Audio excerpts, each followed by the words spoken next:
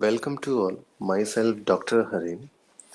आज का जो हमारा लेक्चर है वो लेक्चर है पैसिव डिफ्यूजन, फैसिलिटेटेड डिफ्यूजन और एक्टिव डिफ्यूजन। हमें पता है कि जो हमारा प्लाज्मा मेम्ब्रेन है, प्लाज्मा मेम्ब्रेन क्या है? तो आप देख रहे हैं कि जो यहाँ पे हमारा जो ये प्लाज्मा मेम्ब्रेन है ये लिपिड बाइलेयर है। इधर की तरफ एक लेयर ये है, एक लेयर ये वाला है। तो प्लाज्मा मेम्ब्रेन क्या है? लिपिड बाइलेयर है। और हमारे जो सेल है उसको प्रॉपर फंक्शनिंग के लिए कई सारे मॉलिक्यूल्स की ज़रूरत होती है, यानी सॉल्यूट की ज़रूरत पड़ती है। जैसे अगर हम कहें सोडियम की ज़रूरत पड़ती है, कैल्शियम की ज़रूरत पड़ती है, या हम कहें क्लोरीन की ज़रूरत पड़ती है, या हम कहें ग्लूकोज की ज़रूरत पड़ती है। तो ये जितने भी मॉलिक्यूल्स हैं ये प्लाज्मा मेम्ब्रेन से क्या है कि ये क्रॉस करने होते हैं, चाहे वो आउटसाइड हो चाहे इनसाइड आना हो। यानी साइटोसोल से आउटसाइड द सेल जाना हो या साइटोसोल से इनसाइड द सेल आना हो, तो उन सभी मॉलिक्यूल्स को क्या है, प्लाज्मा मेम्ब्रेन को क्रॉस करना पड़ेगा। और ये जो क्रॉस होता है ये थ्री डिफरेंट वे से होता है। एक तो हमारा पैसिव डिफ्यूजन के थ्रू होता है, एक हमारा होता है फैसिलिटेटेड जो हमारा डिफ्यूजन है उसके थ्रू होता है, या ये होता है एक्टिव ट्रांसपोर्ट के थ्रू होता है। तो आइए हम इसी को समझने की कोशिश करते हैं one by one. Passive diffusion, ये जो पैसिव डिफ्यूजन होता है ये एक सिंपलेस्ट मैकेनिज्म है जिसमें कोई भी जो मॉलिक्यूल्स है वो क्या कर देता है, क्रॉस करता है कि प्लाज्मा मेम्ब्रेन को। इसी को हम क्या कहते हैं, पैसिव डिफ्यूजन कहते हैं। जिसमें क्या होता है कि जो मॉलिक्यूल होता है वो हायर कंसंट्रेशन से लोअर कंसंट्रेशन की तरफ जाता है, और इसमें किसी भी टाइप के एनर्जी की कोई रिक्वायरमेंट नहीं होती है। विदाउट एनर्जी ये डिफ्यूजन होता है। हमें इसमें एक चीज और याद रखना है पैसिव डिफ्यूजन में, कि जो हमारा जो मॉलिक्यूल है वो लिपिड जो सॉल्युबल होगा वही मॉलिक्यूल क्या होगा कि क्रॉस द प्लाज्मा मेम्ब्रेन, यानी प्लाज्मा मेम्ब्रेन को वो क्रॉस करेगा। इसके अलावा जो पैसिव डिफ्यूजन होता है वो कई सारी चीजों पे डिपेंड करता है। फॉर एग्जांपल सॉल्युबिलिटी की बात करें, जो भी आपका मॉलिक्यूल होगा या सॉल्यूट होगा जो क्या है लिपिड सॉल्युबल होगा, यानी हमारा लिपिड सॉल्युबल होगा, वही मॉलिक्यूल क्या है बहुत जल्दी क्या है उसका रेट ऑफ डिफ्यूजन क्या होगा, हाई होगा। इसके अलावा मान लीजिए कि जो प्लाज्मा मेम्ब्रेन का अगर सरफेस एरिया ज़्यादा होगा तो क्या रेट ऑफ जो हमारा पैसिव डिफ्यूजन है वो भी क्या है, हाई हो जाएगा। अगर हम एग्जाम्पल की बात करें, जैसे कार्बन डाइऑक्साइड है, ऑक्सीजन है, जो कि दोनों गैसेस है, और स्मॉल जो पोलर और अनचार्ज मॉलिक्यूल है जिसमें एग्जाम्पल है वाटर और इथेनॉल की अगर हम बात करें, ये क्या है पैसिवली क्या है डिफ्यूज करता है कर जिससे डिफ्यूज होने के बाद वो क्रॉस द प्लाज्मा मेम्ब्रेन, यानी प्लाज्मा मेम्ब्रेन को क्रॉस करके साइटोसोल में आ जाता है। आइए हम इसको इस तरीके से समझने की कोशिश करते हैं कि ये हमारा मान लीजिए कि सेल है। सेल के अंदर क्या है, जो हमारा कार्बन डाइऑक्साइड है उसकी जो कंसंट्रेशन है बहुत हाई है।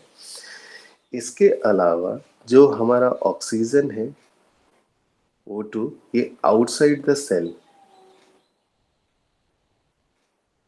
कंसंट्रेशन क्या है इसकी हाई है। तो हम देखेंगे कि जो अब ये जो हमारा ऑक्सीजन है और जो हमारा कार्बन डाइऑक्साइड है, ऑक्सीजन है, ये जो ऑक्सीजन है ये क्या करेगा, प्लाज्मा मेम्ब्रेन को क्रॉस करके साइटोसोल में आ जाएगा, और साइटोसोल से जो कार्बन डाइऑक्साइड कंसंट्रेशन ज़्यादा है प्लाज्मा मेम्ब्रेन को क्रॉस करके आउटसाइड द सेल आ जाएगा, यानी बाहर की तरफ आ जाएगा। इसके अलावा एक और जो हमें पता है कि मॉलिक्यूल है, उस मॉलिक्यूल को कहते हैं बेंजीन। ये जो बेंजीन है ये भी क्या है प्लाज्मा मेम्ब्रेन को क्रॉस कर जाता है। तो इसमें जब ये क्रॉस करता है तो यानी ये आउटसाइड से क्या है, ये साइटोसोल में आ जाएगा। और हमें पता होना चाहिए कि ये जो बेंजीन है ये क्या है, हाइड्रोफोबिक होता है, यानी वाटर इंसॉल्युबल होता है। इसके अलावा हमें पता है कि जैसे हमने कहा कि जो वाटर है हमारा H2O, इसके अलावा जो हमारा इथेनॉल है, ये दोनों ही क्या है, पोलर है और अनचार्ज्ड है, मॉलिक्यूल है। ये दोनों भी क्या है कि प्लाज्मा मेम्ब्रेन को क्या है, क्रॉस करके क्या कर सकते हैं, ये साइटोसोल में एंटर कर सकते हैं।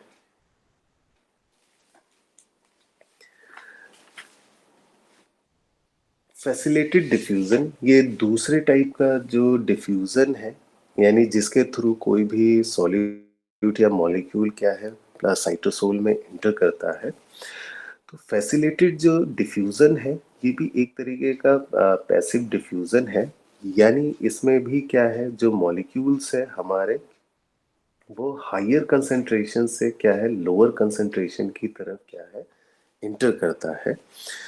बट जो हमारा फैसिलिटेड जो डिफ्यूजन होता है वो पैसिव डिफ्यूजन से थोड़ा सा डिफरेंट होता है। क्यों? क्योंकि यहाँ पे क्या है कि जो मॉलिक्यूल्स जो हमारे ट्रांसपोर्ट हो रहे हैं, जो मॉलिक्यूल्स हमारे ट्रांसपोर्ट हो रहे हैं, वो क्या है, हमारे ये लिपिड डिसॉल्युबल नहीं है, यानी हमारे फॉस्फोलिपिड बाइलेयर में डिसॉल्व नहीं हो सकते।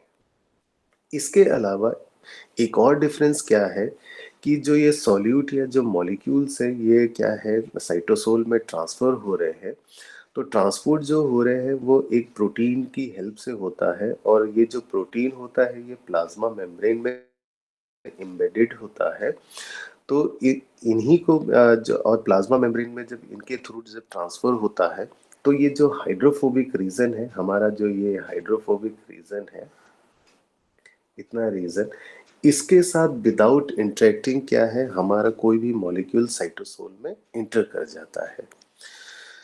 और जो हमारा जो अभी भी ये प्रोटीन है जो फैसिलिटेड डिफ्यूजन में हेल्प करता है, ये प्रोटीन क्या है कि दो टाइप के प्रोटीन्स होते हैं। एक प्रोटीन को तो कहते हैं कैरियर प्रोटीन।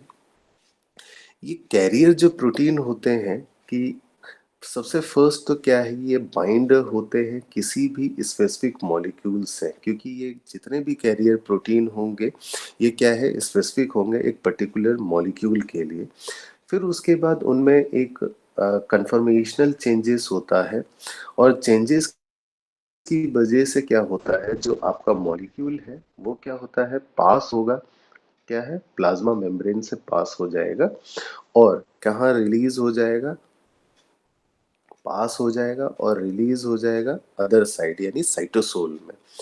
इसके अलावा जो दूसरे टाइप का जो फैसिलिटेड डिफ्यूजन में यूज होने वाला जो प्रोटीन है, वो प्रोटीन कौन सा है आपका, उसको हम चैनल प्रोटीन भी कहते हैं, और कई बार हम आयन चैनल भी कहते हैं। इसमें क्या है कि कोई भी जो आपका मॉलिक्यूल्स होगा वो क्या है, एक एप्रोप्रिएट साइज का होगा और चार्ज का होगा, वो क्या करेंगे, इसके थ्रू क्या है, साइटोसोल के अंदर एंटर कर जाएंगे, यानी प्लाज्मा मेम्ब्रेन को क्रॉस करके साइटोसोल में आ जाएंगे। तो इसे हम इस पिक्चर से समझने की कोशिश करते हैं। तो नंबर फर्स्ट आप देखिएगा कि यहाँ पे क्या है, आपका ये एक कैरियर प्रोटीन है। तो यानी ये एक कैरियर प्रोटीन है। तो कैरियर प्रोटीन में आप देख रहे हैं कि फर्स्ट स्टेप की बात करें हम, फर्स्ट स्टेप में कि हमारा जो मॉलिक्यूल है ये आउटसाइड से आ रहा है, ये आउटसाइड में ये मॉलिक्यूल है, ये क्या करता है, कैरियर प्रोटीन के साथ क्या करता है, एक स्पेसिफिक साइड में बाइंड हो जाता है। इस साइड को हम कहते हैं बाइंडिंग साइट, बाइंडिंग साइट कह देते हैं। इसके साथ आके ये हमारा मॉलिक्यूल क्या है, यहाँ बाइंड हो गया। बाइंड होने की वजह से क्या हो गया, इसके अंदर कन्फर्मेशनल चेंजेस आए। कन्फर्मेशनल चेंजेस आने की वजह से जो हमारा बाइंडिंग साइड है वो इधर हो गया, यानी बाइंडिंग साइड। अब बाइंडिंग साइट यानी इधर होने की वजह से क्या हो गया, तो हमारा जो मॉलिक्यूल है वो फिर क्या होता है, साइटोसोल में क्या हो जाता है, ट्रांसफर हो जाता है। तो हम यहाँ देख रहे हैं कि जो कैरियर प्रोटीन है जब किसी भी स्पेसिफिक मॉलिक्यूल्स के साथ अपने बाइंडिंग साइट पे अटैच हो जाता है, तो उसका जो कन्फर्मेशनल चेंजेस होते हैं, तो बाइंडिंग साइट बाद में वो क्या है, दूसरे साइड की तरफ फेस करने लगता है और उससे के थ्रू ही जो हमारा मॉलिक्यूल है वो साइटोसोल में ट्रांसफर हो जाता है। और ये जो आफ्टर द मॉलिक्यूल यानी मॉलिक्यूल के ट्रांसफर के बाद ये जो हमारा कैरियर प्रोटीन है वापस अपने ओरिजिनल क्या है, स्टेट पे आ जाता है। इसके अलावा जो दूसरा हमारा एग्जाम्पल था, यानी हम जिसको हम कह रहे हैं प्रोटीन चैनल, तो प्रोटीन चैनल को हम आयन चैनल भी कह रहे हैं, तो ये इस एग्जाम्पल में ये हमारा प्रोटीन चैनल है।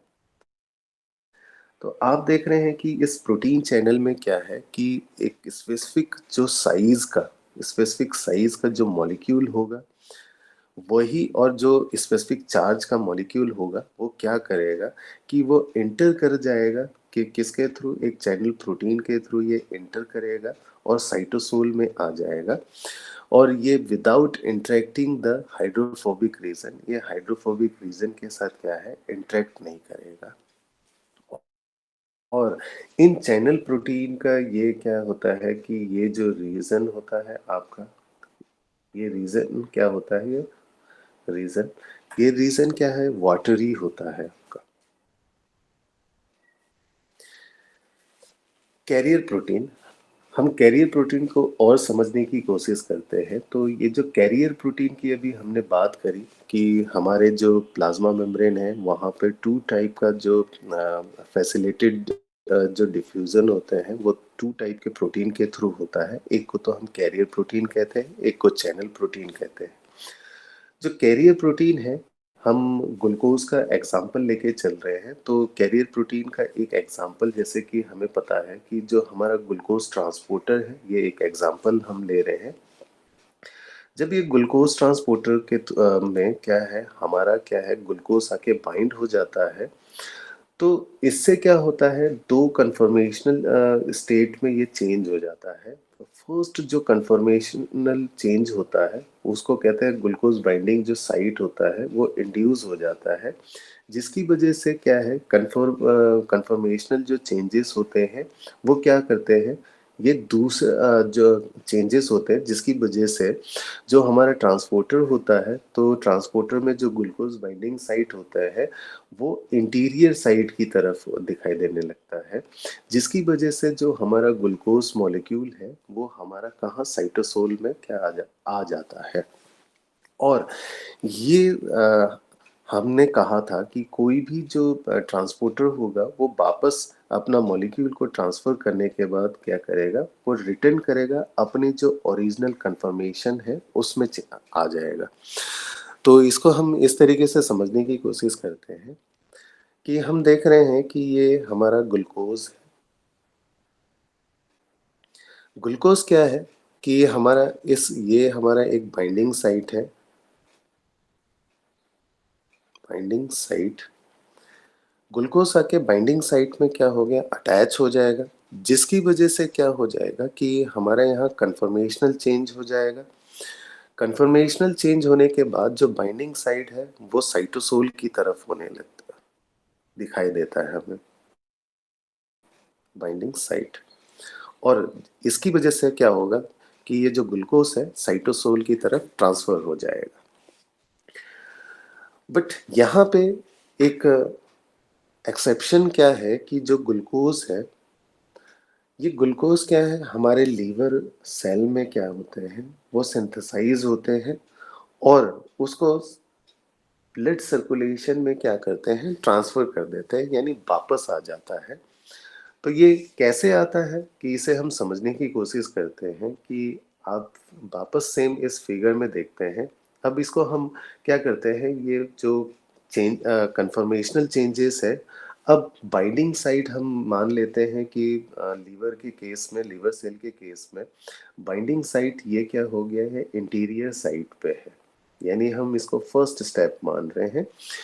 इसके बाद ये जो बाइंडिंग साइट इंटीरियर पे है, इसके साथ ग्लूकोज बाइंड हो गया, जिसकी वजह से कन्फर्मेशनल चेंजेस हो गया। और अब बाइंडिंग साइट क्या है कि अब ये आउटसाइड द सेल दिखाई देता है, जिसकी वजह से जो हमारा ग्लूकोज है वो क्या हो जाएगा, आउटसाइड द सेल ट्रांसफर हो जाएगा। ये होता है कहाँ पे, ये लीवर सेल में होता है, जहाँ पे क्या होता है कि हमारा जो ग्लूकोज ट्रांसपोर्टर्स होते हैं वो क्या करता है, रिवर्स डायरेक्शन में भी क्या है, ग्लूकोज को क्या करता है, ट्रांसपोर्टेड करता है आउटसाइड द सेल, यानी अपोजिट डायरेक्शन में।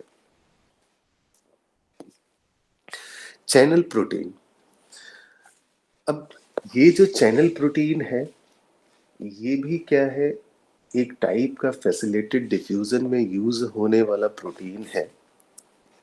चैनल प्रोटीन क्या है, ज्यादातर क्या है सेल मेम्ब्रेन में प्रेजेंट होता है हमारे, और इसको जो मेनली जो स्टडी किया गया है वो नर्व सेल में स्टडी किया है गया है और मसल सेल्स में स्टडी किया गया है, जिसकी वजह से क्या होता है कि जिसकी वजह से क्या होता है कि एक इलेक्ट्रिकल सिग्नल प्रोड्यूस होता है। तो हमें ये पता है कि जो भी चैनल प्रोटीन्स होते हैं उनकी कुछ स्पेसिफिक प्रॉपर्टीज होते हैं। अगर हम प्रॉपर्टीज की बात करें तो चैनल प्रोटीन के थ्रू, यानी कोई भी जो मॉलिक्यूल ट्रांसफर होगा साइटोसोल की तरफ, वो बहुत ही रैपिड यानी एक्सट्रीमली रैपिड होगा उनका ट्रांसफर साइटोसोल में। दूसरा है कि जो भी हमारा चैनल आयन चैनल है या चैनल प्रोटीन है, ये हाईली क्या है, सिलेक्टिव होते हैं, यानी एक स्पेसिफिक चैनल के थ्रू, यानी चैनल प्रोटीन के थ्रू या आयन चैनल के थ्रू स्पेसिफिक जो आपके सॉल्यूट या मॉलिक्यूल है वही ट्रांसफर होंगे। अगर हम बात करें कि सोडियम चैनल की बात करें तो सोडियम चैनल के थ्रू सोडियम ही क्या होगा साइटोसोल में, साइटोसोल से आउटसाइड द सेल आएगा। या तो अगर हम पोटासियम की बात करें, पोटासियम चैनल के या पोटासियम पंप की बात करें, तो ये जो पोटासियम चैनल है यानी प्रोटीन है, यानी अगर हम कहें कैरियर प्रोटीन है, तो ये क्या करेगा, पोटासियम ही साइटोसोल में ट्रांसफर होगा। और अगर हम बात करें कि कैल्शियम की बात करें तो एक स्पेसिफिक आयन चैनल के थ्रू, कैल्शियम आयन चैनल के थ्रू कैल्शियम ही साइटोसोल में ट्रांसफर होगा। अब जितने भी जो आयन चैनल्स होते हैं वो कभी परमानेंटली क्या है, ओपन नहीं होते हैं। ये क्या है, एक हाईली क्या है, मैनेज है, स्ट्रक्चर्स है, जो कि एक स्पेसिफिक क्या है, लिगेंड के थ्रू ही ओपन होगा, तो हम उसको कहेंगे लिगेंड गेटेड चैनल कहेंगे। या स्पेसिफिक वोल्टेज के थ्रू क्या है, वो आयन चैनल ओपन होंगे, तो हम उसको वोल्टेज गेटेड चैनल कहेंगे। बट यहाँ पे क्या है कि कुछ ऐसे भी चैनल होते हैं, आयन चैनल्स होते हैं, वो क्या होते हैं, परमानेंटली क्या है, ओपन होते हैं, उनको हम लीकी चैनल कह देते हैं।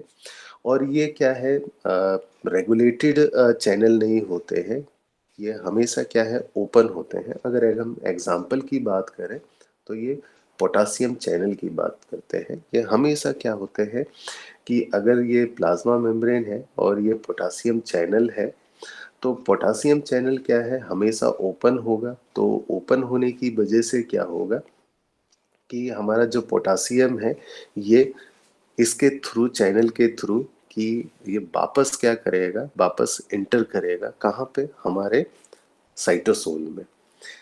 अब हमने कहा कि जो क्या कहते हैं कि एक प्रॉपर्टी बताई थी कि जो आयन चैनल होते हैं वो प्लाज्मा मेम्ब्रेन में प्रेजेंट होते हैं, ये परमानेंटली ओपन नहीं होते। जैसे आप देख रहे हैं फर्स्ट फिगर में, ये क्या है, ओपन है, एक पर्टिकुलर टाइप का सॉल्यूट या जो मॉलिक्यूल है वो प्लाज्मा मेम्ब्रेन के साइटोसोल में ट्रांसफर हो गया है। साइटोसोल में ट्रांसफर हो जाने के बाद ये जो आपका आयन चैनल है वो क्या है, क्लोज हो गया है। अभी हमने डिस्कस किया था कि कोई भी जो आयन चैनल होते हैं या तो वो वोल्टेज गेटेड होते हैं या तो लिगेंड गेटेड होते हैं, आयन चैनल्स होते हैं यानी लिगेंड के थ्रू एक्टिवेटेड होते हैं। तो आइए हम इसके समझने की कोशिश करते हैं। नंबर फर्स्ट हम वोल्टेज गेटेड आयन चैनल की बात कर रहे हैं। ये example voltage gated ion channel क्या है? सोडियम चैनल की हम बात कर रहे हैं, चैनल की बात कर रहे हैं।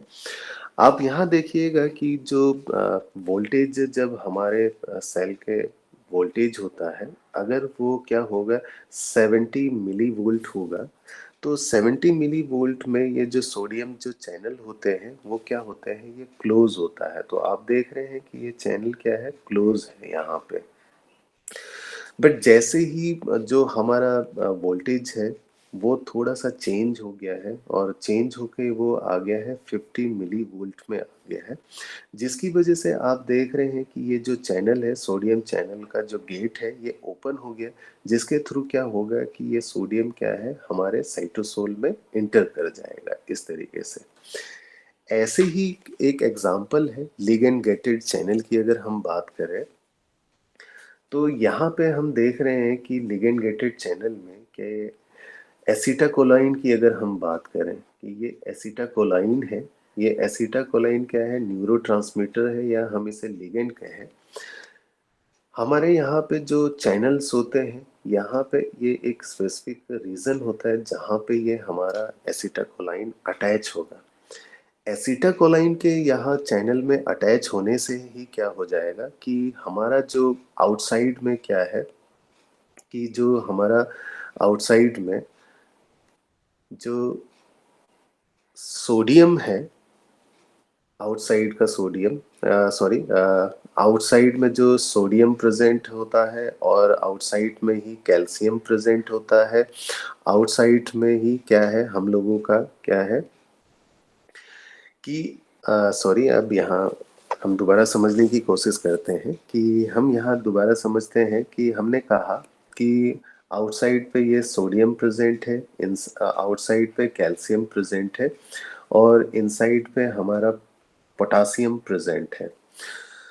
अब क्या होता है कि जो एसिटाकोलाइन है, एसिटाकोलाइन एक पर्टिकुलर जो हमारा रिसेप्टर है, इसके साथ क्या करता है, ये अटैच हो जाता है। रिसेप्टर के साथ जैसे ही अटैच हो जाता है यानी हमारे जो आयन चैनल है उसके साथ जैसे ही बाइंड हो जाता है, तो हम यहाँ देख रहे हैं कि जो हमारा पोटासियम जो है, कि पोटासियम है वो बाहर की तरफ से अंदर की तरफ पोटासियम आ जाता है और अंदर से जो सोडियम है वो क्या है, आउटसाइड चला जाता है। तो इस तरीके से ये काम करता है। हमारा जो भी लिगेंड गेटेड चैनल होता है, एक स्पेसिफिक लिगेंड के बाइंड होने से ही वो चैनल क्या है, ओपन होता है। अब जो थर्ड टाइप का जो सॉल्यूट या मॉलिक्यूल का ट्रांसफर होता है, थर्ड टाइप से होता है, उसको हम कहते हैं एक्टिव ट्रांसपोर्ट कहते हैं। जो ये एक्टिव ट्रांसपोर्ट होता है ये भी क्या है, फैसिलिटेटेड डिफ्यूजन की तरह ही होता है। ये डिपेंड करता है जो प्रोटीन होते हैं प्लाज्मा मेम्ब्रेन में, प्रोटीन होते हैं उस पर डिपेंड होता है, और वो प्रोटीन क्या होते हैं, इंटीग्रल प्रोटीन्स होते हैं। ये क्या करते हैं, पर्टिकुलर क्या है, सॉल्यूट के साथ बाइंड करते हैं प्रोटीन, प्रोटीन, और उसके बाद क्या होते हैं कि प्रोटीन में कन्फर्मेशनल चेंजेस आते हैं और उस सॉल्यूट या मॉलिक्यूल को क्या करते हैं, साइटोसोल में ट्रांसफर कर देते हैं। अब ये जो एक्टिव ट्रांसपोर्ट होता है, एक्टिव ट्रांसपोर्ट में एनर्जी की रिक्वायर्ड होती है और ये एनर्जी आता है जब एटीपी हाइड्रोलाइज होता है एडीपी पे और फॉस्फेट पे, और साथ में ही क्या होता है, एनर्जी का क्या होता है, एनर्जी क्या का प्रोडक्शन होता है या प्रोड्यूस होता है, और यही एनर्जी क्या है, एक्टिव ट्रांसपोर्ट पे यूज होता है। अभी हमने डिस्कस किया कि जो एक्टिव ट्रांसपोर्ट होते हैं उसमें जो प्रोटीन्स होते हैं वो प्रोटीन्स क्या होते हैं, इंटीग्रल प्रोटीन्स होते हैं, तो उनको हम पंप भी बोलते हैं। और ये जो एक्टिव ट्रांसपोर्ट होते हैं टू टाइप्स के होते हैं, प्राइमरी एक्टिव ट्रांसपोर्ट और secondary active transport. Primary active transport को सबसे पहले जो स्टडी किया है जेनस सोको ने डिस्कस किया था। उन्होंने क्या किया कि उन्होंने एक एटीपी हाइड्रोलाइजिंग एंजाइम को डिस्कवर किया। कहाँ पे डिस्कवर किया? नर्व सेल पे। किसके? क्रैब के।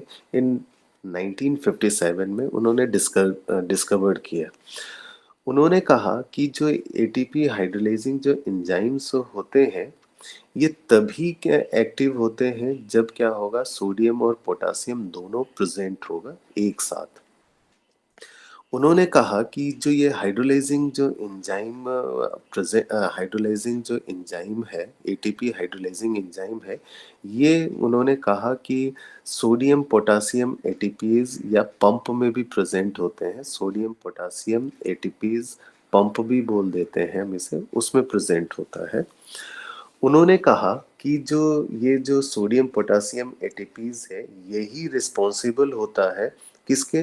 कि हमारे जो आउटसाइड द सेल होते हैं, आउटसाइड द सेल सोडियम का एक्सेस अमाउंट में प्रेजेंट होना। दूसरा क्या है कि जो आपका पोटासियम है, वो क्या है, इनसाइड द सेल क्या होता है, एक्सेस अमाउंट में होता है। इसका क्या है, रिस्पॉन्सिबल कौन है? Sodium potassium ATPs. अब जो सोडियम इनसाइड द सेल यानी साइटोसोल की बात करें, वहाँ प्रेजेंट होता है। और सॉरी, साइटोसोल में नहीं, ये साइटोसोल से क्या होता है, साइटोसोल से आउटसाइड द सेल जाता है, साइड द सेल ये जाता है। दूसरा कि हमारा जो ये पोटासियम है, ये आउटसाइड द सेल से क्या होता है, इंटर करता है साइटोसोल में। तो ये जो सोडियम है, आउटसाइड द सेल जो जाता है, यानी आउटसाइड द सेल प्रेजेंट होता है, तो ये एक टाइम में 3 सोडियम आउटसाइड द सेल जा ट्रांसफर होता है। और जो हमारा क्या है, ये पोटासियम है, ये 2 इंटर करता है साइटोसोल में। आइए इसको हम इस फिगर से समझने की कोशिश करते हैं। इस फिगर में आप देख रहे हैं कि इस फिगर में ये क्या है, एक्स्ट्रा सेलुलर रीजन है।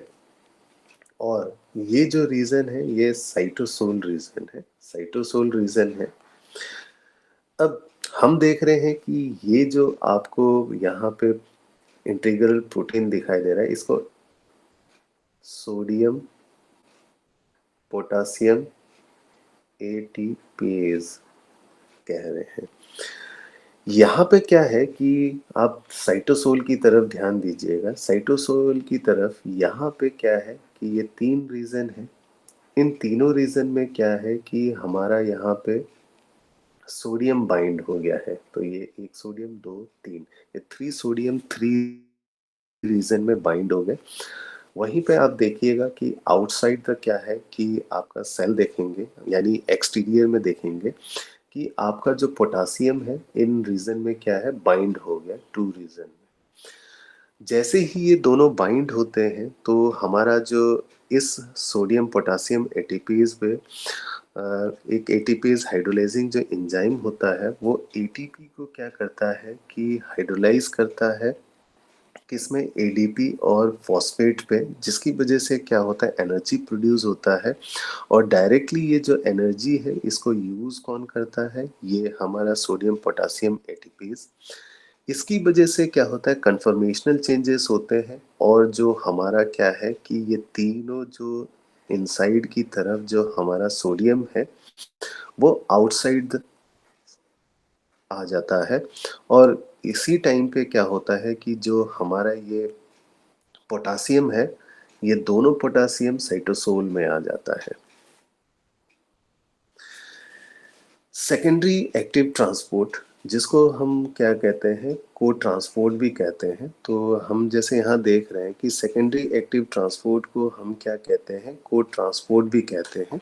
को ट्रांसपोर्ट कहने का मतलब है 2 मॉलिक्यूल जो एक साथ क्या करते हैं, ट्रांसपोर्ट होते हैं। तो उसी को हम को ट्रांसपोर्ट भी कह देते हैं। इस कोर ट्रांसपोर्ट पे जो एनर्जी यूटिलाइज्ड होती है वो एनर्जी एटीपी से डायरेक्ट यूज नहीं होता है। वो एनर्जी जो क्या है क्या करता है इलेक्ट्रोकेमिकल ग्रेडियंट से यूज होता है, जो कि एक पंप आयन पंप के थ्रू क्या है प्रोड्यूस हुआ है। अगर हम इसको समझने की कोशिश करें कि हम देखते हैं कि जो इंटेस्टाइन है, इंटेस्टाइन में ल्यूमन है, ल्यूमन में एंजाइम प्रेजेंट होता है जो कि पॉलीसेकेराइड को हाइड्रोलाइज करके सिंपल शुगर में कन्वर्ट करता है, यानी ग्लूकोज में कन्वर्ट करता है। अब ये जो ग्लूकोज है क्या है, इसको एब्जॉर्ब कौन करता है, हमारा जो एपिथेलियल सेल है वो एब्जॉर्ब करता है। और ये जो एपिथेलियल सेल होते हैं ये लाइंड होते हैं किसके, इंटेस्टाइन में लाइन होते हैं। और जो ये हमारा ग्लूकोज होता है, ये ग्लूकोज जो हमारा सेल के अंदर आया है ल्यूमन से, ये लो कंसंट्रेशन से क्या होता है हायर कंसंट्रेशन की तरफ जा रहा होता है। और इसके बाद हम देखते हैं कि जो इसी के साथ क्या करता है दूसरा जो हमारा मॉलिक्यूल है वो भी क्या है साथ में क्या है ट्रांसपोर्ट होता है। सोडियम की अगर हम बात करें, ये सोडियम क्या होता है कि ये क्या होता है, ये हाई कंसंट्रेशन से लो कंसंट्रेशन की तरफ ये क्या होता है ट्रांसपोर्ट होता है। जब ये दोनों साथ में ट्रांसपोर्ट होते हैं तो इसी को हम को ट्रांसपोर्टर कहते हैं और इसको हम सिम्पोर्ट भी कह देते हैं। और अगर इसको ट्रांसपोर्ट करने वाला जो अगर हम कहें कि ट्रांसपोर्टर होते हैं, वो अगर एग्जांपल की बात करें सोडियम ग्लूकोज को ट्रांसपोर्टर इसका एग्जांपल है। ये सोडियम ग्लूकोज जो ट्रांसपोर्टर है ये इसकी तरह एक और ट्रांसपोर्टर होते हैं जो सोडियम अमाइनो एसिड को ट्रांसपोर्टर कहते हैं। अब आइए अब हम इसको फिगर्स की मदद से समझने की कोशिश करते हैं क्यों इसको हम सेकेंडरी एक्टिव ट्रांसपोर्ट कहते हैं, जहाँ पे एनर्जी ये डायरेक्टली क्या है यूज नहीं करता है, इनडायरेक्टली यूज करता है एनर्जी को, इसीलिए हम इसको सेकेंडरी एक्टिव ट्रांसपोर्ट कहते हैं। और इसके साथ क्या है दो मॉलिक्यूल्स क्या होते हैं एक साथ क्या करते हैं ट्रांसपोर्ट होते हैं, इसीलिए हम इसको क्या है को ट्रांसपोर्ट कहते हैं या सिम्पोर्ट कह देते हैं। एक मॉलिक्यूल्स हायर कंसंट्रेशन से लोअर कंसंट्रेशन की ट्रांसपोर्ट होता है और एक दूसरा मॉलिक्यूल क्या है लोअर कंसंट्रेशन से हायर कंसंट्रेशन की तरफ क्या होता है ट्रांसपोर्ट होता है इन सेकेंडरी एक्टिव ट्रांसपोर्ट में। अब देखिए कि ये हमारा जो एग्जाम्पल है, अगर हम कहें कि ये जो रीजन है ये एक्स्ट्रा सेलुलर रीजन है और ये जो रीजन है ये साइटोसोल रीजन है। हम यहाँ कह रहे हैं कि ये जो आपको इंटीग्रल प्रोटीन दिखाई दे रहा है हम इसको कह रहे हैं सोडियम और ग्लूकोज ट्रांसपोर्टर। अब यहाँ देखिएगा कि जो हमारा ये ग्लूकोज है ये ग्रीन कलर में ग्लूकोज को दिखा रखा है, ब्लू कलर में क्या है पोटासियम को दिखा रखा है और जो ब्राउन कलर में आप देख रहे हैं ये सोडियम को शो करता है। तो ये जो ग्लूकोज है ये क्या करेगा कि साइटोसोल से क्या होगा सॉरी एक्सटीरियर रीजन से साइटोसोल की तरफ क्या हो जाएगा ये ट्रांसफर हो जाएगा, तो ये साइटोसोल की तरफ आपको दिखाई दे रहा है। दूसरा है कि सोडियम ग्लूकोज ट्रांसपोर्टर के थ्रू ही साथ में ही क्या है सोडियम भी क्या है ये साइटोसोल की तरफ ट्रांसफर होता है। अब देखिएगा कि यहाँ समझने लायक क्या चीज़ है कि हमें पता है कि जो यहाँ सोडियम है हमारा सोडियम है आउटसाइड द सेल क्या होता है वो बहुत ज़्यादा हाई कंसंट्रेशन होता है, बट जो ग्लूकोज होता है ये यहाँ पे क्या है लो कंसंट्रेशन होता है इसका। अब लो कंसंट्रेशन जो हमारा क्या है एक्स्ट्रा सेलुलर रीजन में लो कंसंट्रेशन ग्लूकोज क्यों होता है, क्योंकि जितने भी ग्लूकोज थे वो पहले ही ग्लूकोज ट्रांसपोर्टर के थ्रू साइटोसोल में इंटर कर चुके हैं और जो रिमेनिंग जो ग्लूकोज होता है वो क्या है सोडियम ग्लूकोज ट्रांसपोर्टर के थ्रू ट्रांसफर हो रहा है, क्योंकि तब तक क्या है कि जो एक्स्ट्रा सेलुलर रीजन है वहाँ पे ग्लूकोज का जो कंसंट्रेशन है वो लो हो गया है और ग्लूकोज का जो कंसंट्रेशन है वो साइटोसोल में क्या हो गया है, हाई हो गया साइटोसोल में। तो यानी ये क्या है, लो कंसंट्रेशन से हाई कंसंट्रेशन की तरफ क्या कर रहा है, ट्रांसपोर्ट कर रहा है।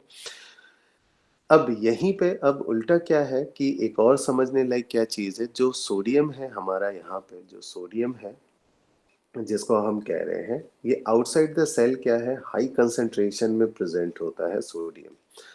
अब सोडियम हाई कंसंट्रेशन में प्रेजेंट होता है और ये सोडियम क्या है कि ये ट्रांसफर कहाँ पे हो रहा है, सोडियम जो लो कंसंट्रेशन में प्रेजेंट हो रहा है, यानी हाई कंसंट्रेशन से लो कंसंट्रेशन में ट्रांसफर हो रहा है, साइटोसोल में लो कंसंट्रेशन में सोडियम प्रेजेंट होता है। तो अब हमें इसमें एक चीज हमेशा याद रखनी है कि सोडियम ग्लूकोज जो ट्रांसपोर्टर्स होते हैं उसमें जो सोडियम होता है हाई कंसंट्रेशन से लो कंसंट्रेशन की तरफ ट्रांसफर हो रहा है, और जो ग्लूकोज होता है वो लो कंसंट्रेशन से हाई कंसंट्रेशन की तरफ ट्रांसफर हो रहा है। क्यों हो रहा है, क्योंकि जो हमारा एक्स्ट्रा सेलुलर रीजन है, यानी रीजन है सेल का, वहाँ पे क्या है, ग्लूकोज पहले से ही कम है, क्योंकि जितने भी ग्लूकोज थे ग्लूकोज ट्रांसपोर्टर के थ्रू साइटोसोल में आ गया है। अब ये ट्रांसफर हो गया है हमारा जो ग्लूकोज है, और जो हमारा सोडियम है ये ट्रांसफर हो गया, ट्रांसफर साइटोसोल में ये आ गया है, हमारा साइटोसोल में आ गया। अब यहाँ से जो ये हमारा सोडियम है, वो क्या है कि यहाँ पे आकर बाइंड हो गया, सोडियम कहाँ बाइंड हो गया कि हमारा सोडियम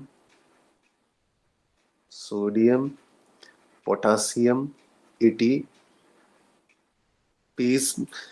में आके ये सोडियम बाइंड हो गया। अब सोडियम यहाँ से बाइंड हो रहा है और सोडियम पोटासियम एटीपीज के थ्रू क्या होता है कि हमारा ये जो सोडियम है वापस क्या है, आउटसाइड द सेल चला जाता है, साइटोसोल से आउटसाइड द सेल ये वापस यहाँ आ गया है।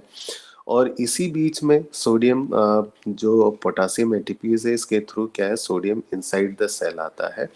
और हमने इससे पहले डिस्कस किया है कि यहाँ पे क्या है, सोडियम पोटासियम एटीपीज पे एक एटीपीज हाइड्रोलाइजिंग एंजाइम होता है जो एटीपी को हाइड्रोलाइज करके एडीपी और फॉस्फेट और एनर्जी जो प्रोड्यूस होती है वो डायरेक्टली ये यूज करता है।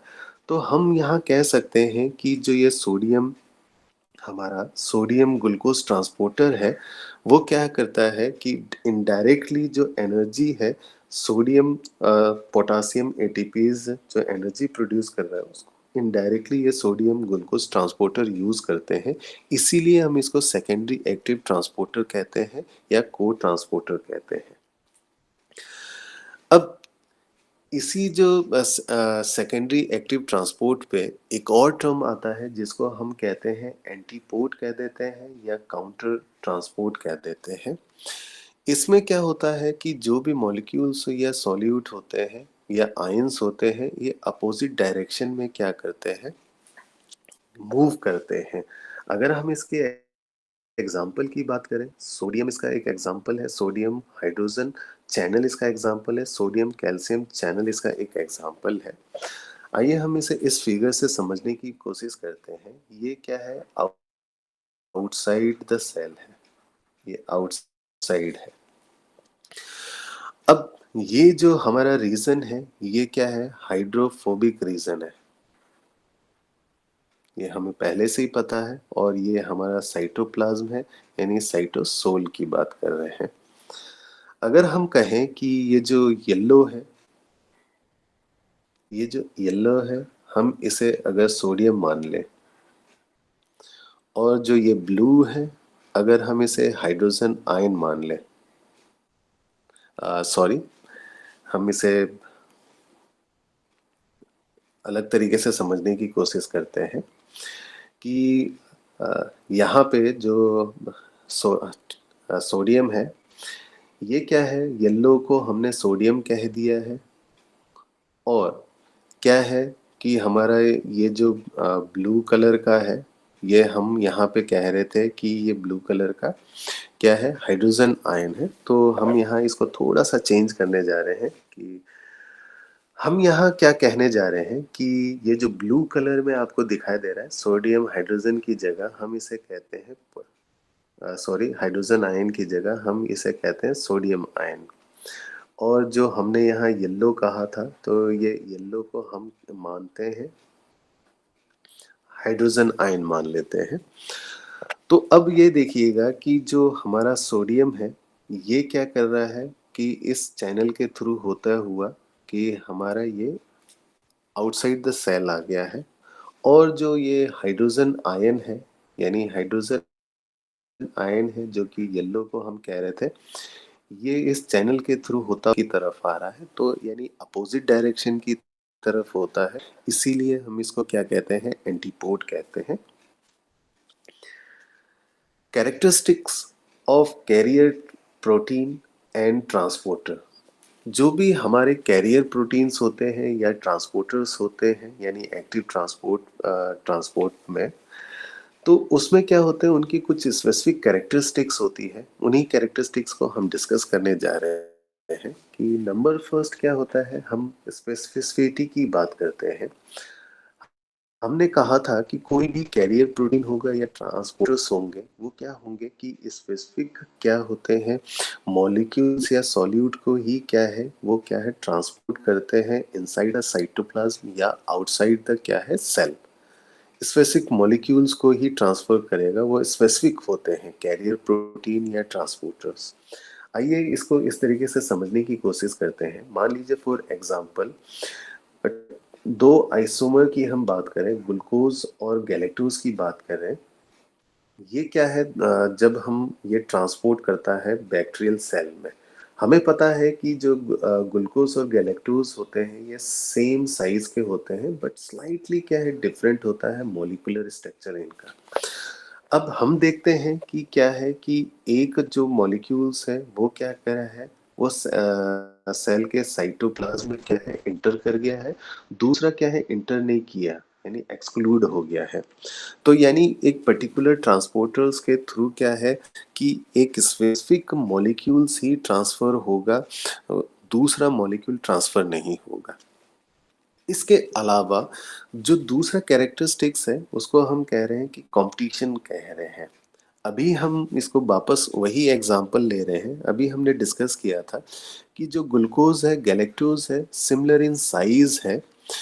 अब जो ग्लूकोज जो हमारा ट्रांसपोर्टर्स होते हैं एनिमल सेल में, ग्लूकोज ट्रांसपोर्टर्स के थ्रू क्या है, हमारा जो गैलेक्टोज है, अगर वो क्या है, इंटर कर जाता है इनसाइड द सेल। इसकी वजह से क्या होता है कि जो हमारा ग्लूकोज का जो ट्रांसपोर्ट होता ग्लूकोज होता है वो ट्रांसपोर्ट नहीं हो पाता है साइटोसोल में, यानी उसका अमाउंट रिड्यूस हो जाता है। तो हम कह सकते हैं कि जो ट्रांसपोर्टर, सेम ट्रांसपोर्टर्स के लिए क्या है, ग्लूकोज और गैलेक्टोज क्या है कि compete कर रहे हैं। दूसरा है सेचुरेशन की बात करें, थर्ड कैरेक्टरिस्टिक्स।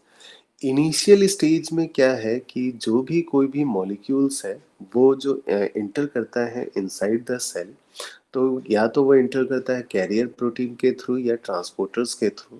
तो उस टाइम पे क्या होता है कि वो आराम से क्या है, साइटोसोल में इंटर कर जाता है, या साइटोसोल से क्या है, एक्सटीरियर में उसमें आ जाता है, यानी सेल के एक्सटीरियर में आ जाता है। अब अगर हम उन्हीं मॉलिक्यूल का क्या है, कंसंट्रेशन बहुत ज़्यादा और इंक्रीज करना स्टार्ट करते हैं, तो एक टाइम ऐसा आ जाता है कि ये जो कैरियर्स जो प्रोटीन्स होते हैं, या तो आपका जो ट्रांसपोर्टर्स होते हैं, वो ज़्यादा क्या है कि इनको क्या करता है, मॉलिक्यूल्स या सॉल्यूट को क्या है, ट्रांसपोर्ट नहीं कर पाता है, ट्रांसफर नहीं कर सकता है साइटोसोल में या आउटसाइड द सेल। क्यों? क्योंकि एक टाइम के बाद क्या है, वो सैचुरेटेड हो जाते हैं, अगर ज़्यादा उसका हमने क्या कर दिया, अमाउंट को क्या कर दिया, इंक्रीज कर दिया। तो आज हमने अपने टॉपिक में डिस्कस किया कि पैसिव डिफ्यूजन क्या होता है। पैसिव डिफ्यूजन में हमने कुछ एग्जाम्पल को स्टडी किया। इसके बाद हमने डिस्कस किया कि फैसिलिटेटेड डिफ्यूजन किसे कहते हैं। फैसिलिटेटेड डिफ्यूजन के अंदर हमने स्टडी किया कि टू टाइप्स के जो प्रोटीन्स होते हैं उसको डिस्कस किया हम लोगों ने। कैरियर प्रोटीन और आयन चैनल की हमने बात करी। इसके बाद हमने डिस्कस किया कि जो हमारा एक्टिव ट्रांसपोर्ट होते हैं वो 2 टाइप्स के होते हैं, primary active transport, secondary active transport, और लास्ट में हमने क्या है कि कैरियर प्रोटीन और क्या है एक्टिव ट्रांसपोर्टर्स के क्या है कुछ स्पेसिफिक कैरेक्टरिस्टिक्स होते हैं, हमने उसको डिस्कस किया है। आई होप आप सभी को ये लेक्चर समझ में आया होगा। Thank you.